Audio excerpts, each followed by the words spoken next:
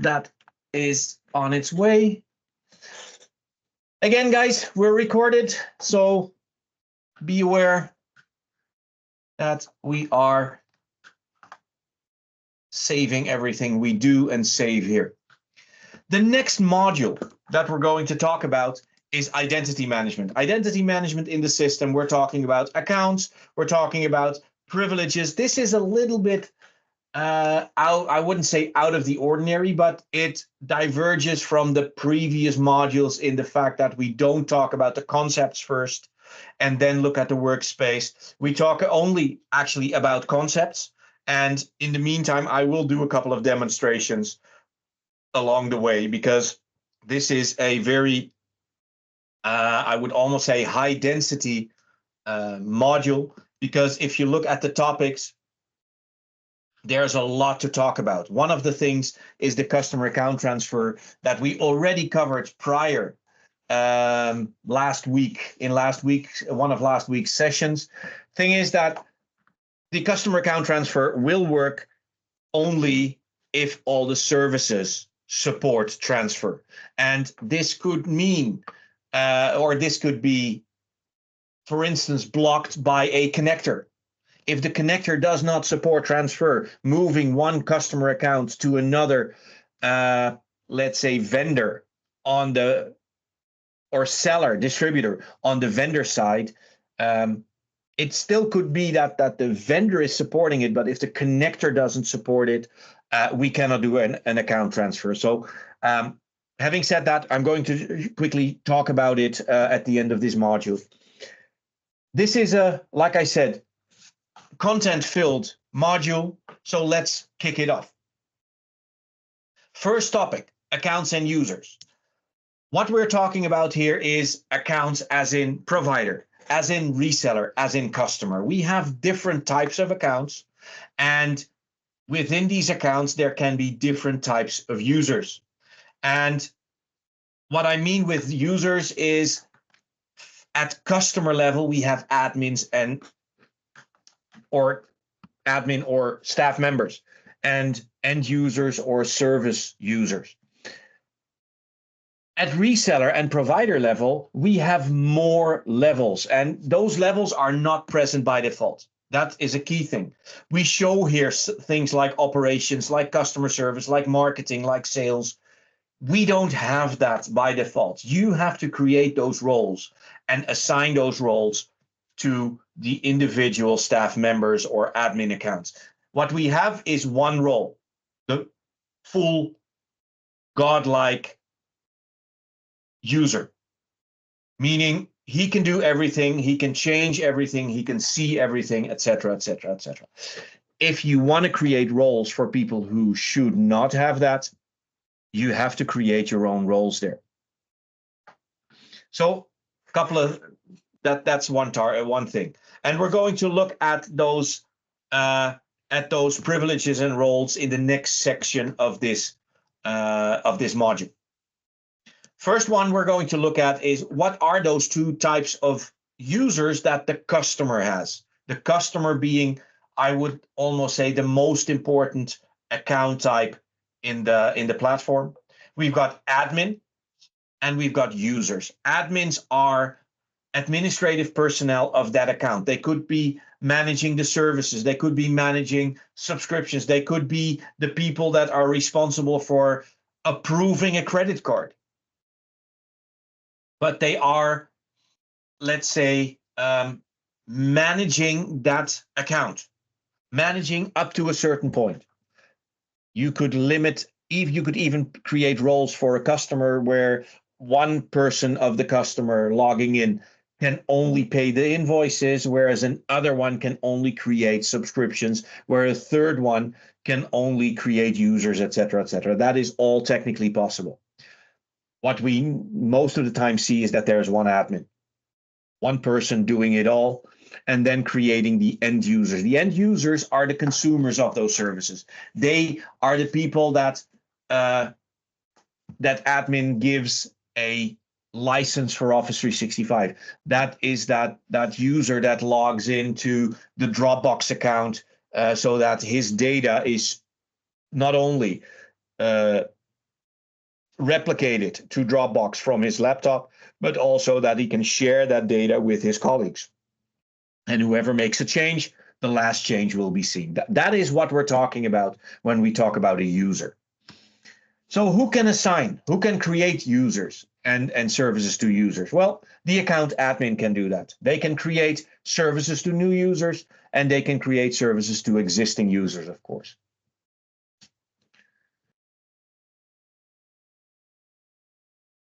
When we look at the control panels, I think we covered most of that already, but I want to quickly redo it. On the provider, we've got two sides. We've got what we call classic panel, and we've got UX1. UX1 is one management panel where, depending on which navigation item I click, I get access to that piece of the information to change. In the classic panel, I first have to make that choice. Am I working in operations or am I working in billing? The same thing actually for the reseller. The reseller having a little bit less info in his operations classic panel. Mind you, operations classic panel. The billing panel is the same as the provider from a functional perspective. There's one option extra. That is, how is this reseller account doing towards the provider? So there's one navigation option extra. And then customers and service users have UX1. Both have UX1 look and feel, where the customer can add services, see his account information, see his finances, etc. Whereas the service user, the end user, will have entry points for his actual subscriptions that he's using, but that's about it. If he wants an extra service, he has to talk to his admin so that that admin purchases that service and assigns the license to that service user. The service user himself can never purchase extra subscriptions. So what can you do where? Well, this has already been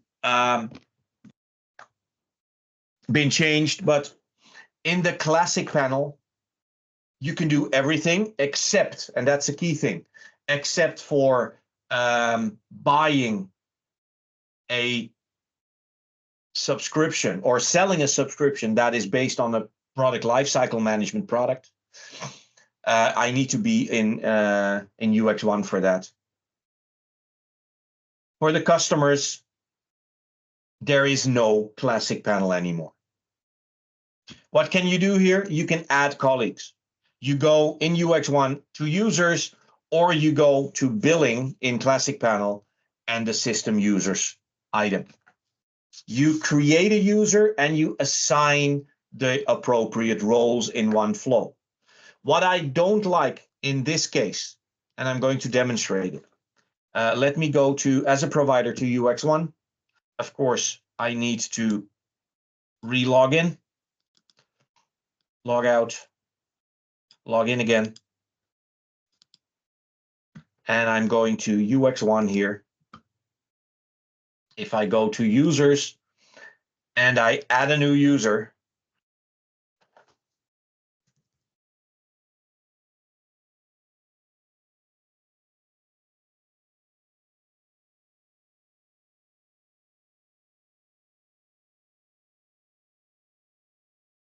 there are two options. I can allow this user to manage assigned services only, meaning that I am an end user, or I assign staff member roles to those users only.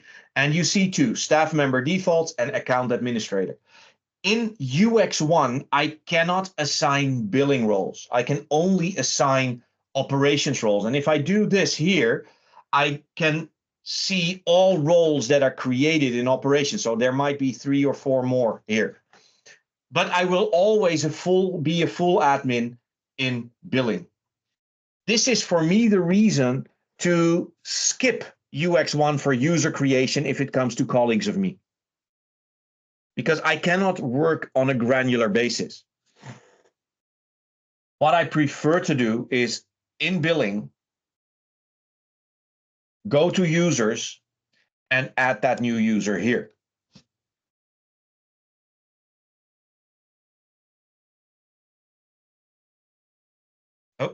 that was the wrong button.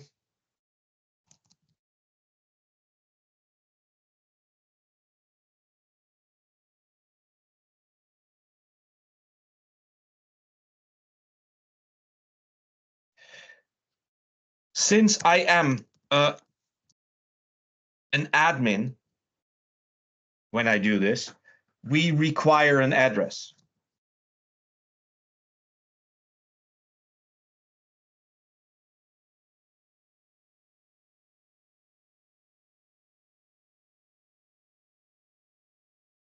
And 31. Oh.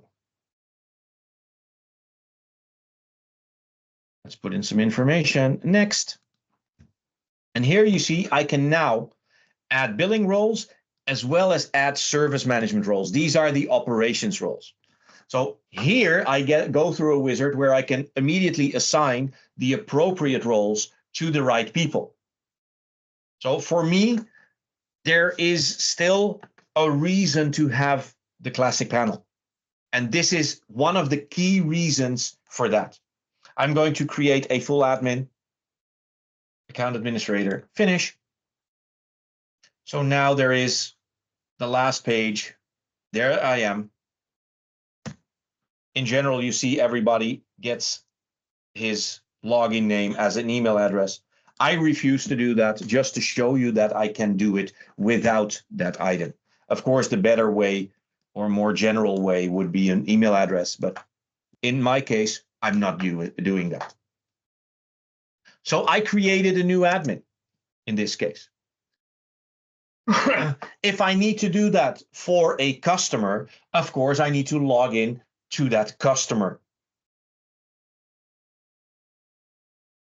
So if, let's say, I need to do this for the Dutch connection, I can log in as that customer. I go to users and add a user here.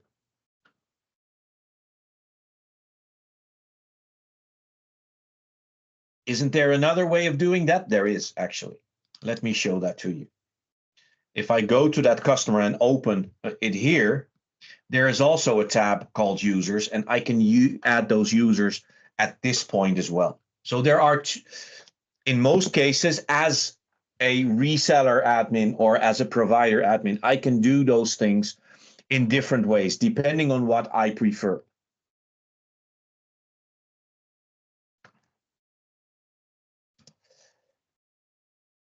As I said, a reseller might have different roles of people that need access to the platform. So what do you want to do? Of course, you want to work according to the least privileged principle, meaning that I'm not making everybody a full admin. I'm not going to make everybody a full admin so they can break things they don't know about or they have no knowledge enough about. If you're a finance employee, I'm going to give you access to the financial documents, maybe give you read information about the customers and his subscriptions, but I'm not going to give you the administrator or account administrator role. So that means that you're going to have to set up individual roles and assign their privileges. Is that a hard thing to do? Yes and no. And that sounds like a little bit of a weird answer, yes and no. But the first thing you need to realize is we have two types of roles, one for operations and one for billing. As I said on the first day of this training, from a historic perspective, operations and billing are two different systems. We sell it as one, and they are very much integrated, but we still have operations and billing in the back end. That means that I need to have the appropriate privileges to do what I need to do in operations. And I also need the appropriate privileges to do what I need to do in billing. So that is why assigning roles in the classic panel for me is a better choice than doing that at operations. Than doing that in UX1. So important, very important. We've got operations roles, we've got billing roles. Where do I do that? Well, in operations and billing. In operations, it's a system setting. And under system settings, you will find under core the security. And I can add new roles here, give it a name, and then assign privileges. And you see there are staff member roles. Those are roles at my level, in this case, the provider. We've got reseller roles. So everybody that becomes a reseller of mine gets this role assigned. And we've got customer roles.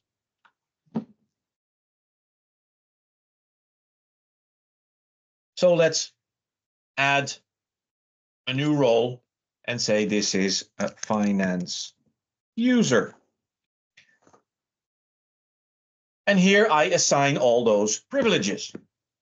Now you have to think about, this is operations that I'm working in. So what does this customer need to be able to do in operations as a finance person? Well, not that much, right? That's a key thing. There is no such thing as money in operations. So in most cases, most people would think, okay, let's cancel or let's set this up with no privileges at all and continue. Well, there are a couple of caveats there. The first one is that this person needs to be able to log in. And that is own CP access. If you don't have that privilege, basically your account is disabled because you don't even have the privilege to log in. So that's the first thing that you need. Another thing that you might need is, where is it? Business automation or billing access. If you don't have billing access, you cannot even go to billing. So make sure you assign that one. And then there are some UX1 privileges that you might want or might not want to give to that user. Can somebody in the finance role place orders in the marketplace?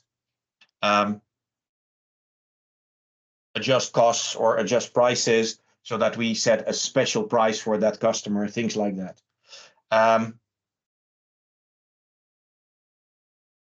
Look further what you might think might be there. Finance person might be responsible for the credit hold. So maybe you want to give that privilege in UX1 to that customer so that he doesn't need to go to the classic panel after logging in, but that he can do that straight away from UX1. These are only UX1. Administrative hold might be, might not be, might depend on the scenario. So there is a lot still to think about when you are in operations for a billing role. Of course, you can go back in, and if it's not enough, you can add privileges by clicking the edit button and going, for instance, to the next page. Maybe this finance person also needs to be able to log in as specific resellers, etc., etc. There are a couple of options that you might want to look into. Submit. So now he has 4 privileges. Finance user, you see a lot disabled. We see reseller access enabled. If I go to the previous page, you will also see the credit holds items enabled. The rest is disabled. You have to slowly scroll through because otherwise you miss things. Own CP access should be there. Business access is there. Maybe you want that person to allow to go to classic panel, maybe not. If you want that, make sure he gets this privilege. Otherwise, the button, let me quickly log in as a whatever, as a reseller or a customer. No, that's not a reseller. This is a reseller in UX1. Let's take that one because it's mentioned. If I don't have that privilege, I don't see the link to classic panel, and that means I can never go there. So you have to think about, what does this person need? And even though he does not need anything in operations, or at least it looks like he doesn't need anything in operations, he might need at least a couple of privileges where the own CP access and billing or business automation access are two key things. Otherwise, he cannot log in first and cannot go to billing second.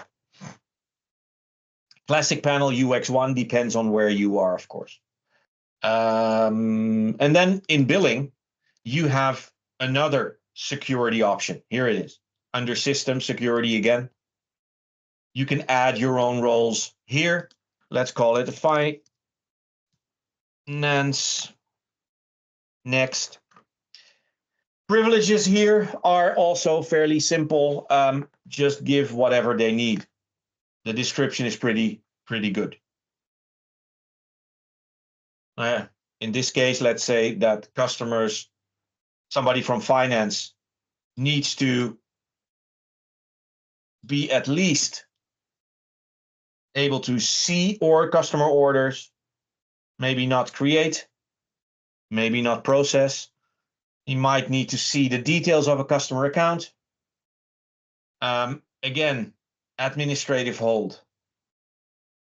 This is for the classic panel. The one that I just showed you is for UX1. This is for the classic panel. So you can tell somebody, you can do it in UX1. You cannot put a customer on hold in the classic panel. It all depends on setting privileges. Sorry, this is administrative hold. This is credit hold, and that's what we wanted. It's finance, so they might need to see the financial items. He might need to see the plans to see if prices match, etc., etc. This set of privileges is additional. So if I don't have, and let me go here to orders. If I don't have the orders view, but I do have an orders create, I can create my order. That's logical because I have the privilege to create it, but I will never see it back because I don't have orders view.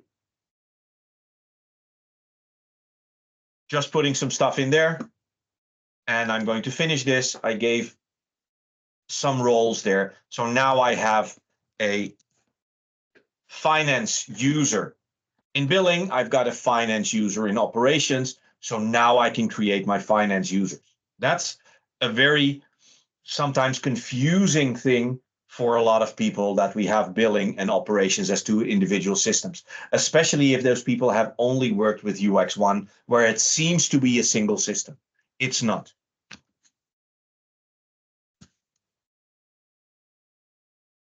I can make sure that customers cannot cancel a subscription. They are not allowed to cancel. Why would you want to do that? Because, for instance, there are all kinds of policies that prevent to just cancel. Let's look at Microsoft with their new cancellation and downsize policies. Can they cancel? Yes, they have to call us, and then we will cancel for them after we've explained what the repercussions are. Can we cancel? I want to cancel my Office 365. I cannot do it. There's no button. Okay, call us. No, you cannot cancel it unless you are within so many days of renewing or upsizing, right? Those are specific privileges that we can take away. The same thing with changing auto renewal. There's a button normally. Switch it on, switch it off. We can set the product to allow it, but we can take away from a customer the privilege to change it. Again, if they want to change it, call support or call your customer success manager, and he will disable the auto renew. Just to make sure that you get expected results when a customer has a subscription. This is what we discussed already. We have roles in billing and we have roles in operations where, let me get a pen out there. This one, service management, is operations. How do you control access? Make sure you put the user in the appropriate role. It's not that strange. In this case, I would say the order is wrong because you first have to create the roles, and when you create a user, you select those roles. You cannot create a user first because you have to, in that wizard, assign those roles to the user straight away. The result, if you do it the other way around, is that the user, at least for a moment, might have too many privileges. And I don't want people to have extra added privileges, not even for 5 minutes. So first you create the operations role and the billing role. Then you create a user, and in that wizard, you assign those roles to the user, not the other way around. Then we have the story about security. But before I do that, I want to know if there are questions, and if there are questions, if there are no more questions, can you give me a thumbs up, please?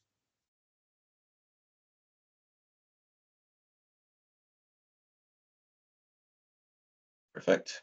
I see thumbs ups coming in. Thank you. Thank you. Great. Okay, so let's continue. The security, what are we talking about? We're talking about user locking policies. After how many attempts do we lock the customer or the user? How long will it be locked for? Etc., etc. And there are a couple of settings that come into play here. The first one, it's a system property, and there are several places to look for. By default, this has been implemented under security. In billing, you see I'm still in billing. Under system settings, security, there's your login settings. What's the minimum? Sorry, this is the wrong one. I need to, is it that one? No, this is the setup of the accounts. Let me go to operations, system settings, security, here at the top, where we have the setup. Password expiration policy, password quality settings, allowed networks, authorized networks. It's all there. Password quality. And for the rest, it's a system property. And I'm not 100% sure if this is the most logical place to look at. There is a different setting, and I will go to that one a little bit later, but you have to enable something.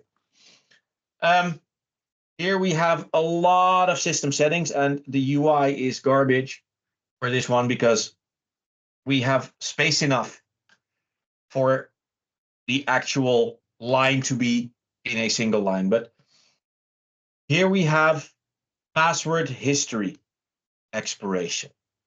We also have session timeout.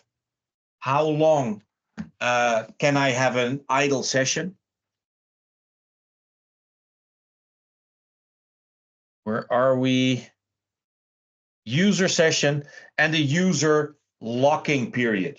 If a customer authenticates too often, how long do we lock his account? Why is that an important one? Because we think that it's almost undoable with a huge platform like in your case, you have that an admin should go in and unlock every single account that has mistyped his password 3 or more times on Monday morning after having a great weekend of partying. So what we do is we lock that account for 60 minutes so that if a customer calls, that admin can say, just wait for 60 minutes and try again, this time with a correct password.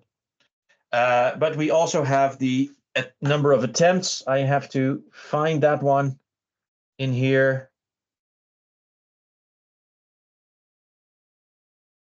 Here we have the failed login attempts. How often can a customer log in with the wrong password before we log him? And the checking period of that. This is the checking period, 10 minutes. And where is that?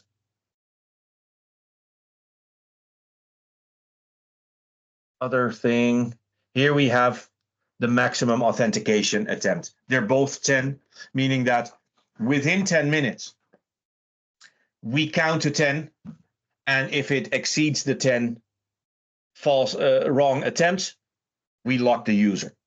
So if that customer, if somebody tries to log in with one attempt per minute and 1 second, he can continue doing this. The thing is, however, that if you do it that way, brute force attacks will be very long. They might succeed over time because it goes on and on and on and on, but that is what we can do on this. Password history there, as I said, how long or how many passwords do we keep? This is system settings. If we do it here, my password policy is set on a platform-wide setting, meaning that every single one of your resellers will have the same policy.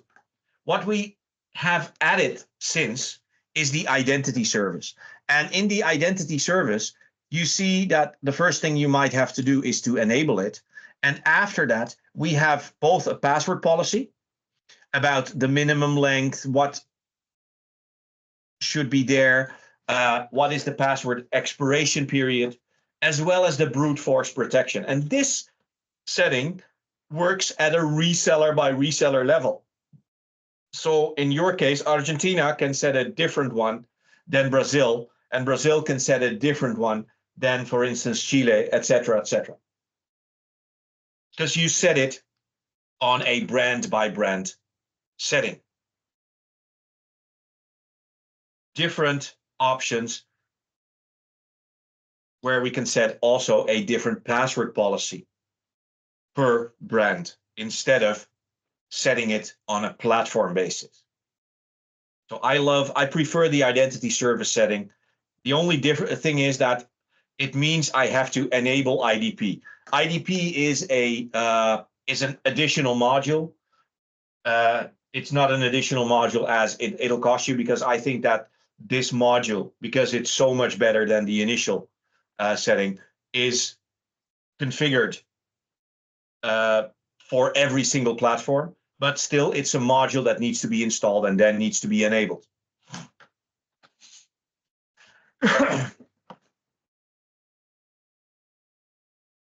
Then there are a couple of course, things you need to know if you need to do some support. So how do you handle locked users or disabled users or system-wide issues, and when can you recognize it? Well, there are a couple of scenarios, and let's look at them. If a user is disabled in UX1, for instance, the customer account is canceled, or somebody from that customer account by mistake cancels or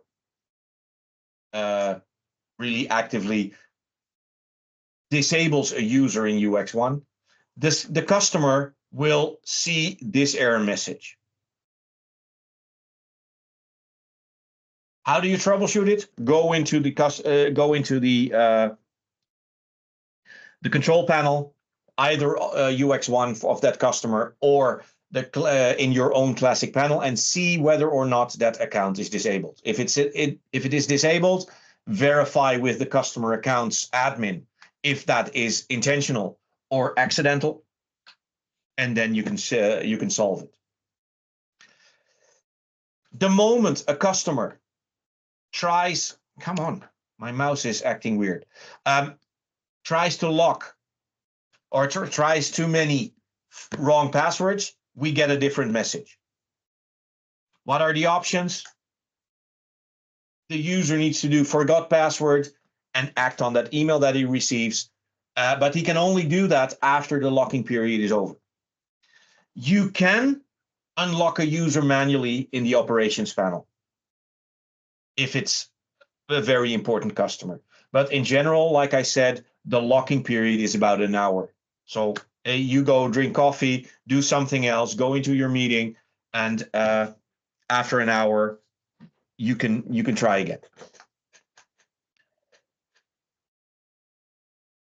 If the customer sees something like this, an unforeseen error occurred,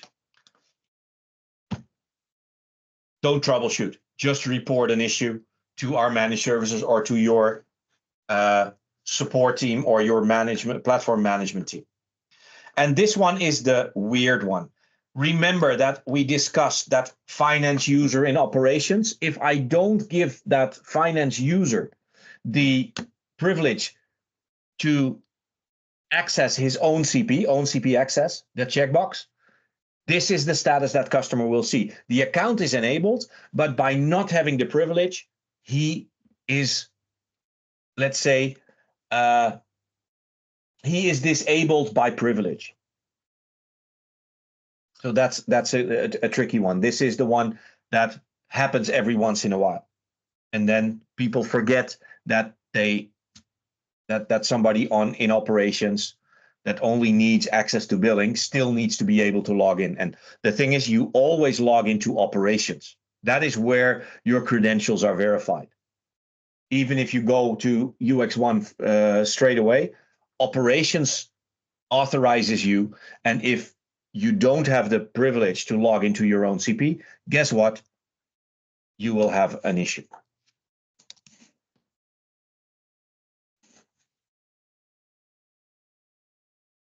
We looked at the security settings of password quality level. I wouldn't do it here.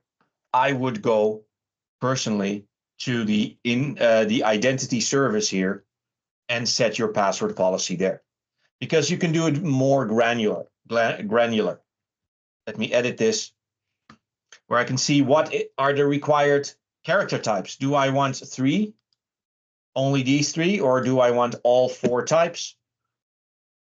Weak passwords, do I blacklist them next to not allowing to set them? And this is one that I like. So I don't want Denecamp123 ampersand exclamation mark, because Denecamp is based on my username. So I want to set all of that. Besides that, I can set a password expiration for this level, as well as 2-factor authentication, where we use either Google Authenticator or Microsoft Authenticator to do to work with one-time passwords.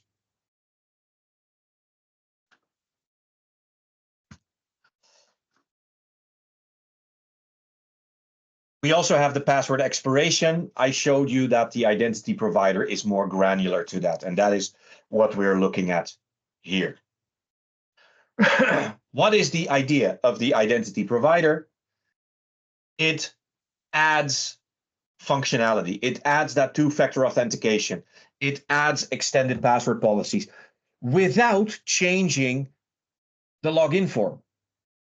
So one reseller on the platform could still use the old way of doing it because he's familiar with that and he likes it that way, whereas other resellers have made the step to more extended password policies and 2-factor authentication, etc., etc. So everything is there. As I said, we can set a password policy for there. We could also set 2-factor authentication. We can set better, at least from my perspective, a more clear brute force protection. I can set brute force protection on I would almost say, per brand scenario. Here we are, free one-time PIN, Google Authenticator, Microsoft Authenticator, configurable per distributor, per reseller. So how does that work? Well, this is the flow. Basically, you enable it first. You log into UX1 with the appropriate link. You download the appropriate application for it. You scan the code. And at that moment, from that moment on, you can log into the panel using your smartphone as a two-factor authentication, as we see very often now. Another thing that the identity service now adds to us is the integration with Azure AD, or actually with an external identity provider. Azure AD was the first one that was supported. However, if I go to our documentation website of CBC 21, and I go to the platform components identity service, deployment and configuration, what do we support at the moment? Google Workspace using SAML, Azure AD using SAML, automatic redirect to another item. We also, I thought we had a third one.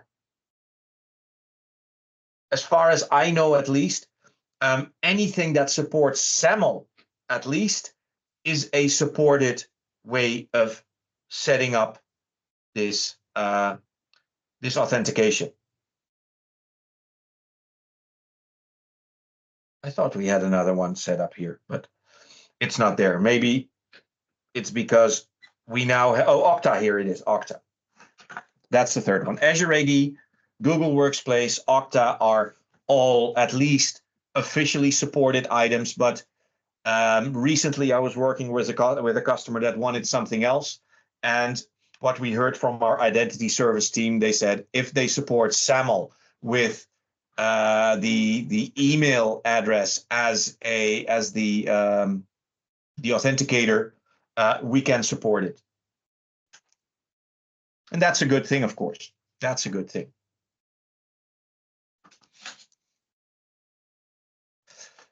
Another thing we have is access to personal or sensitive data. Do we give anybody access to phone numbers, to addresses, etc., etc.? If you don't want that, there are two privileges that you can take away from customers or from your admins to not see that information. View sensitive information in CCP v2, that's the operations privilege. And the other one, access sensitive personal data, is the billing privilege to prevent people seeing information they should not see.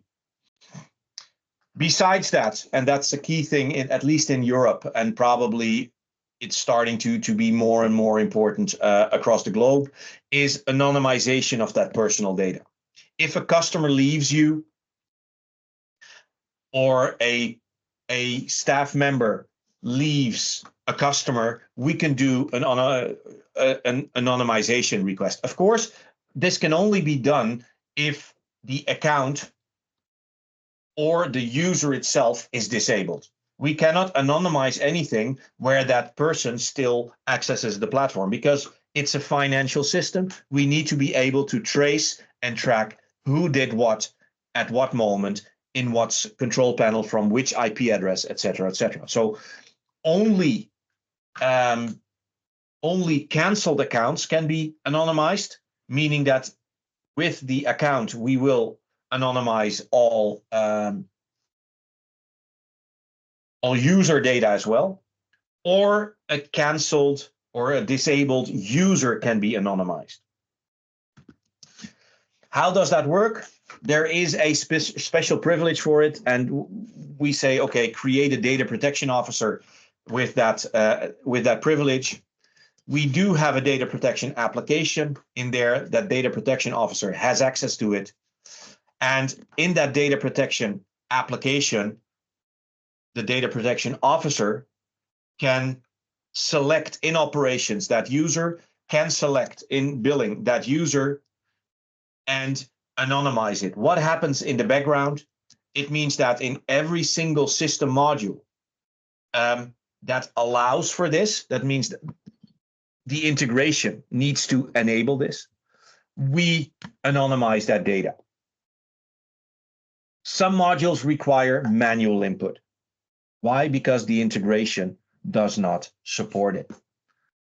What are the requirements? The account is canceled, or the user is disabled, or both. And when you cancel an account, that means there should not be active subscriptions, unprocessed orders, open financial documents, or active customers when it's a reseller available. Because we need to be able to bill those customers, etc., etc.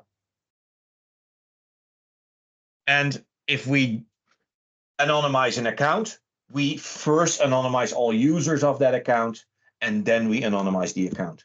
Does that mean we cannot find that who did something weird, let's say half a year later? Well, in the data protection application, the DPA, the data protection officer, the DPO, can still find anonymous one who used to be that.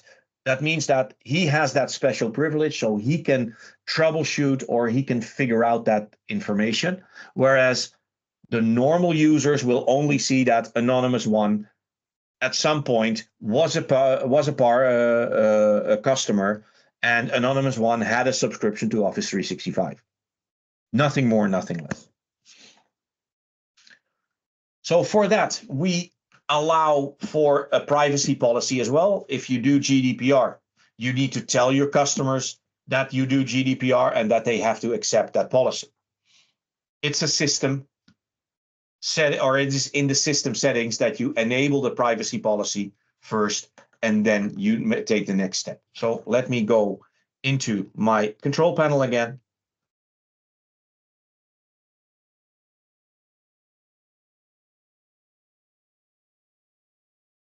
In system settings, there is a privacy policy. I always have to figure out that one. Where is it? System properties. Is it somewhere under PR, or is it allow?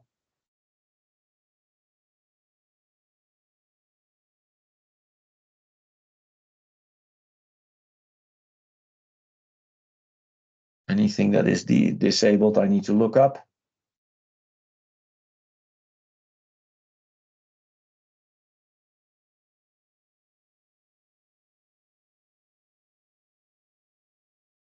Here it is, GDPR support. So now it's disabled. If I edit this and I enable it, GDPR support, submit, and I go to system settings back, now there is a privacy policy there. And in that privacy policy, I can enable the prompting, and I can have my privacy policy text here. I can put in my own, or I can edit the text, or I can change the settings. Changing the settings does this, and of course, editing the text gives me a text box. I love this one because it's a huge text. I have to scroll quite a lot, and then I get an edit box that is this small. New policy. If I make a change, is it a new policy that the customers need to re-accept, or is this the current policy? So that, because for instance, I forgot a comma, right? So the system will behave different in each case. I'm going to switch it off again, just to show you that that thing disappears as well. Edit. GDPR, where are we? GDPR support disabled. Submit. I now go to settings. The option is gone. Couple of things to know. Staff member roles only. This is not something for end users or end customers, and you need the GDPR privilege. Data portability in the data protection app, a customer can also request a listing of what is known in the system about this customer or about this user. I can search for users based on their email address or customer or user ID. And then we can export the data either as JSON if they want it to be imported for a different platform, or for them to just know it, it can be exported as a PDF. It also tells whether or not that report also tells whether or not it can be erased, meaning it can be anonymized. If there are active items available for that active subscriptions for this customer, if there are open AR documents, etc., we can not erase the personal data. So in that case, that button will also be grayed out. Here we have that can be erased, yes or no. And then we have that customer account transfer that I talked about. First of all, how can you transfer? Well, the first thing is that the provider can, of course, move customers across the whole hierarchy, because every single customer is in their hierarchy tree.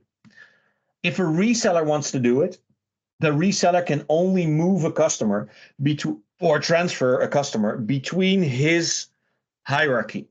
So in this case, if we're talking about this reseller can move this customer there or there. He cannot go outside this red line. So he cannot bring it to the provider. He cannot bring it to another reseller. I, as a provider, can do that. When can I do that? If there are certain conditions met. And let me do that first. When can I transfer a customer? If there are no unprocessed financial documents, meaning that payments have to be collected, invoices have to be paid, orders have to be completed or at least provisioned. The WZ status is waiting for payment after provisioning. So that is a customer that has a consolidated invoice. I think that first part is not the key part. I think that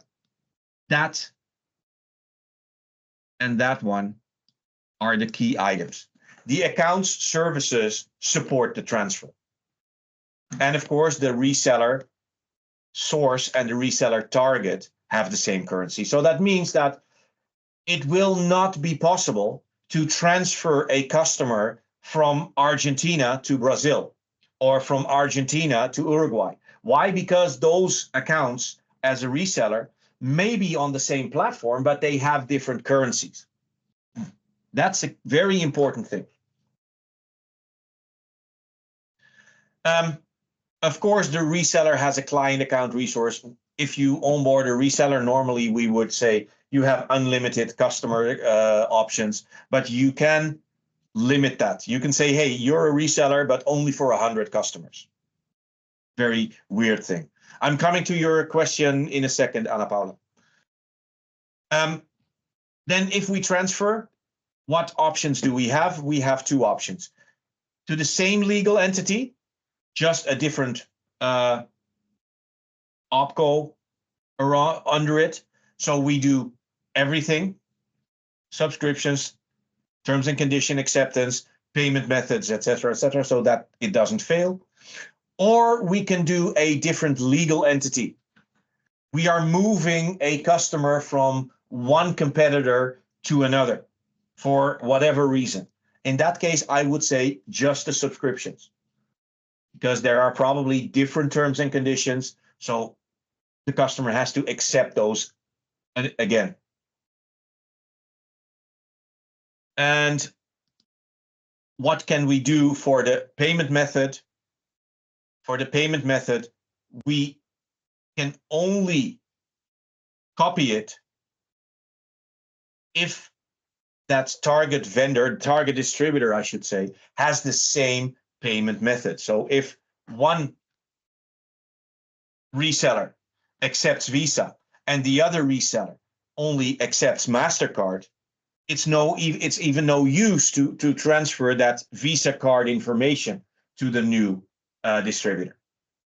There might be a caveat if they do both support Visa, but reseller 1 has its own vendor account and reseller 2 also has its own vendor account. Depending on the merchant account, the reseller might, or the customer might need to fill it out again anyway. I see a hand. I see that is Ana Paula. Tell me. You're muted. Yeah, I was unmuting myself. Okay. It's just that I was going to put something in the chat. I'm not being able to use the chat. I don't know what's going on. It says Okay. I'm not a member. Do you know what's going on? No. If you're here, you should be able to write in the chat. Yeah. No. But it's Teams, and I've noticed weird things today with Teams anyway. So yeah, or it's with weird. Microsoft in general. So ask your question, please. Actually, it's not a question. I was just going to tell you for your information that Brazil is a provider, is not a reseller. Just I know, but it still means that Brazil is in the top of that hierarchy. So yeah. No, just for your information. Yeah, just no, for I know, in case I know. you need to do some kind of example or something, or you Yeah. need to No, understand Brazil some is, question. I do. Yeah, we are a provider. and Colombia is a provider as well. I don't know if they have their Yes. own reseller account for the business or that they have their customers directly under the provider, but the problem stays the same because Brazil has a different currency than Argentina. They will not be able to transfer customers. Yeah, it's just that Argentina is not even in the same system. That's the thing. Okay, where's Argentina then? Are they I on have Colombia? no idea. Don't know. Brazil is just Brazil. Okay. We're isolated. All right. No, So in that case, since you're not on the same Yeah. system, you cannot transfer customers, right? Yeah. It just that's my point. Yeah, you're saying, oh, transfer Brazil to Argentina was that would never be possible. But anyway, it's just for you to know that there is this separation. We are not in the same system. Okay. Because perfect. actually Brazil was the first one to be installed. So, anyways, it's, got it. Perfect. We saw parallels, to be honest. So, anyways, you started in those days already. Okay. Perfect. Yeah. Very good. All right. So that was the story about the identity service. What questions do you have? Yeah, now about identity service. I remember this one. There is another one I wanted to ask. Identity services, is it available in version 20? It is already there since version, I think 8.3. So it's, got it. Yeah, and so if you don't see it, you have to make sure that module, because in version 20 it was already a Kubernetes extra module that you can have installed. So ask about it, so you can start working with that one. Yeah, it's just that we have on-premise installation on the Kubernetes. It's not even, it's the VMs. It's not even. Yeah, but that's not a problem. That's not a problem. No? We can. You can set up a local Kubernetes cluster for those specific modules that are added. Okay. Yeah, probably RDE is in this kind of settlement here, I believe, because RDE, I believe, is only Kubernetes, right? Yeah, it's the same thing. We can set up a local Kubernetes cluster where we install those modules that are only Kubernetes enabled. So we can install the identity service. We can install RDE, et cetera, as long as you have some kind of cluster for us to talk to. Got it. Perfect. Thank you. What more questions are there? If none, can you give me a thumbs up again?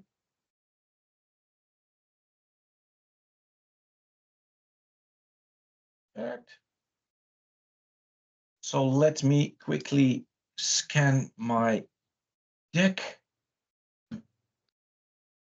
What the last module is. Okay. Let's take a 10-minute break then. Let's be back at 5 past the hour. Okie dokie. Bye. See you